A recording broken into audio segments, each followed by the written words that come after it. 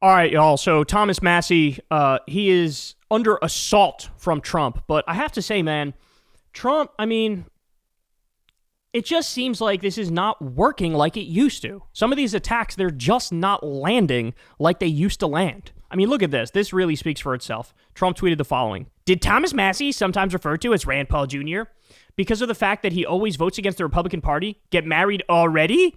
Boy, that was quick. No wonder the polls have him at less than an 8% chance of winning the election. Anyway, have a great life, Thomas, and question mark. His wife will soon find out that she's stuck with a loser.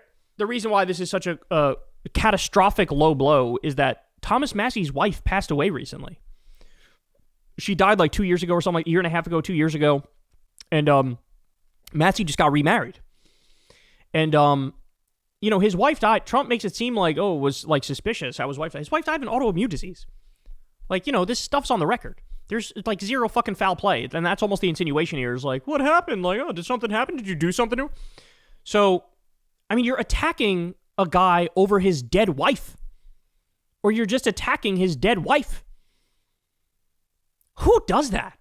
Like, who does that? Usually if you're attacking somebody, there should be some truth at the core of what the attack is over. And this is just like, you're just an asshole. Like, you're just a prick. You're just a total piece of shit going after him for this. Like, what is wrong with you? And by the way, a lot of the replies, man, like, you know, you go look at his post and a lot of the replies are like, what the fuck? This is bad.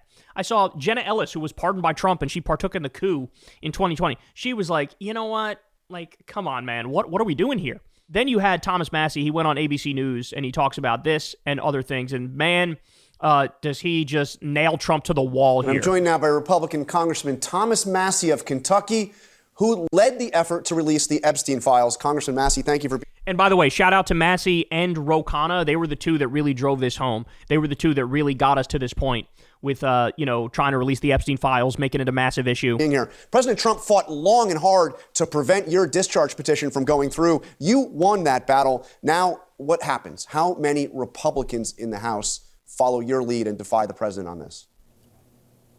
I think we could have a deluge of Republicans. There could be 100 or more. I'm hoping to get a veto-proof majority on this legislation when it comes up for a vote.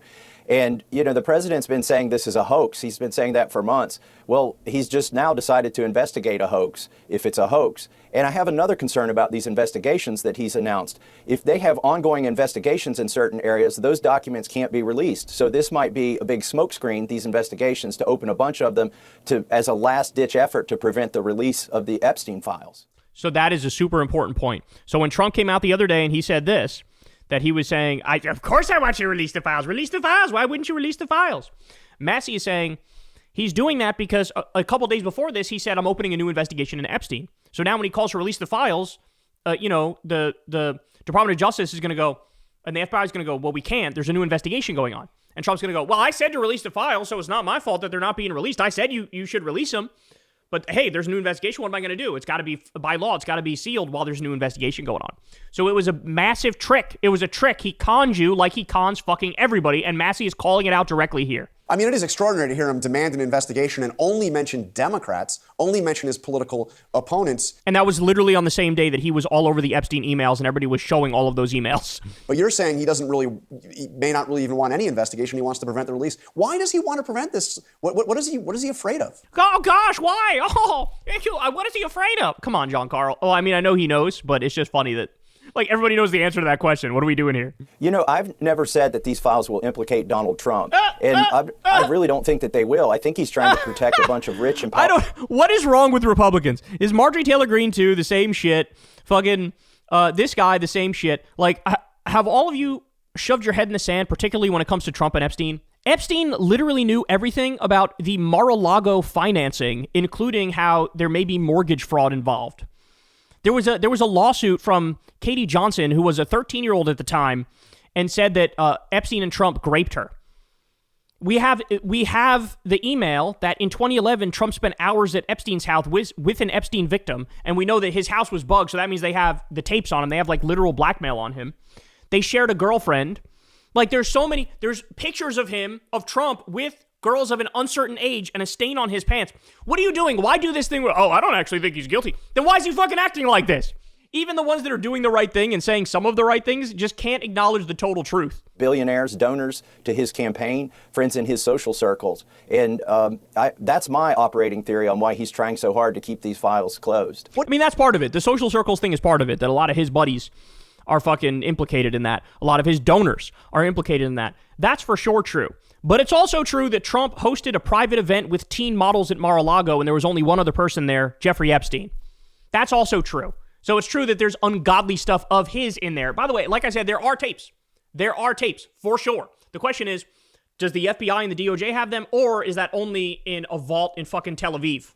That's the question. What do you think is actually in these files? I mean, we've seen so much Epstein material, from the criminal cases, the stuff that just came out this week, from the estate. What do you think is left? Yeah, I don't have to guess at what's in the files. I've talked to the survivors through their lawyer, and we know there are at least 20 people in those files. There are politicians, billionaires, movie producers who are implicated criminally, who haven't been investigated. And it's up to the FBI, not the survivors and the DOJ, to release those names, or at least to investigate them. And when I see Donald Trump announce a bunch of investigations, I don't see him going after these rich elites that are implicated in these files, according to the survivors. The president has gone after you in some deeply personal ways. I mean, attacking you over and over again, even attacking you for, regarding your wedding, your recent wedding, which, by the way, congratulations. What do you make of all that? And he's obviously supporting your primary opponents. I mean, what kind of retribution are you facing? My wife told me, she said, "I told you so. We should have invited Donald Trump. He's mad that he didn't get an invitation." So we're taking it with a grain of salt. He's being a bully, or trying to be a bully. And they're trying to beat me here in Kentucky. But here's what's interesting. The people financing this campaign consist completely of 3 billionaires, and they're all in the Epstein class. In fact, one of them... Oh, that's so rich. Holy shit. So, like, the fucking candidates that are propped up by Trump to run against Massie are all funded by Epstein billionaires.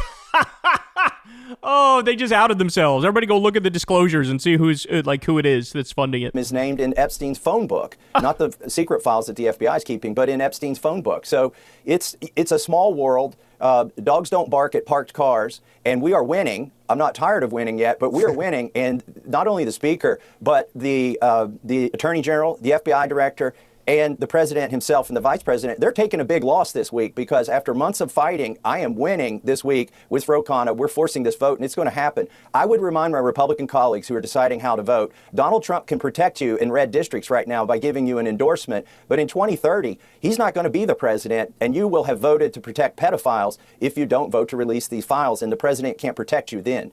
Ooh, that's a devastating line of attack. By the way, what's that guy's name? Troy Nels or something like that? Troy Niels? He posted a video, or he posted a tweet of him being like, "I'm voting against releasing the Epstein files. I stand with Donald Trump." And then Trump comes out after and says, "I told everybody vote to release the Epstein files." So the fucking idiot goes out on a limb for Trump and immediately gets stabbed in the back. Because there is no winning with Trump. Like, you follow him to hell if you follow him at all. But that is an amazing line of attack. Like, yeah, bro, he's not going to be around forever. But your fucking record will be around forever, and people will know what your fucking character is if you're bending over backwards to protect pedophiles, an elite billionaire cabal of pedophiles. This vote, the record of this vote, will last longer than Donald Trump's presidency. Now, I've talked to Senate leadership who tell me that this is almost certainly not even going to be brought up for a vote in the Senate. What's your sense on that? I mean, I guess if there's an overwhelming vote, like you said, 100 Republicans join all the Democrats, the pressure will be immense. But do you have any sense the Senate's even going to vote on this?